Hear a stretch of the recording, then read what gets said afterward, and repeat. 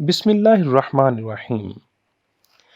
بہت سے ایسے کام ہیں جو حضرت عمر رضی اللہ تعالیٰ عنہ کی شخصیت کے ساتھ منسوب ہیں، اور بہت سے ایسے کام جنہیں آپ نے اپنے دور خلافت میں رائج کیا اور وہ آج تک موجود ہیں۔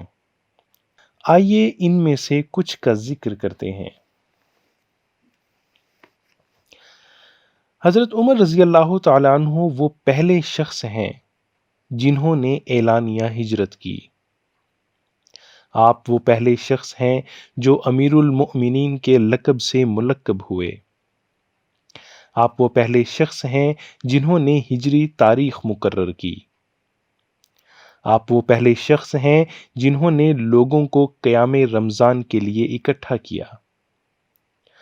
آپ ہی وہ پہلے شخص ہیں جنہوں نے قرآن جمع کرنے کا مشورہ دیا۔ آپ ہی پہلے شخص ہیں جنہوں نے اپنے محافظ کو انعامات سے نوازا۔ آپ ہی وہ شخص ہیں جنہوں نے نادار اور بوڑھے ضمیوں کو جزیہ یعنی ٹیکس سے چھوٹ دی۔ آپ ہی وہ پہلے شخص ہیں جنہوں نے ضمیوں کے لیے علامات وضع کیں۔ آپ ہی وہ پہلے شخص ہیں جنہوں نے فوجی بھرتی کو لازمی قرار دیا اور اسے ایک باقاعدہ محکمہ بنایا اور سب کی تنخواہیں لگائیں۔ حضرت عمر رضی اللہ تعالیٰ عنہ ہی نے سب سے پہلے قاضیوں اور مرشدین کو لقب کے ہمراہ روانہ کیا۔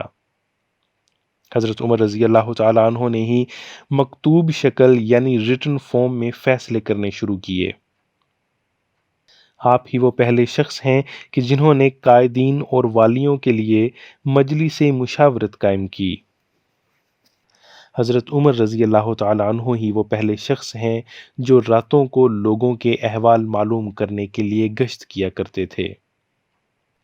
آپ ہی نے سب سے پہلے رجسٹر مقرر کیے جس میں لشکر والوں کے نام اور وظائف کا اندراج ہوا کرتا تھا، اور حضرت عمر رضی اللہ تعالیٰ عنہ نے ہی سب سے پہلے مہمان خانے قائم کیے۔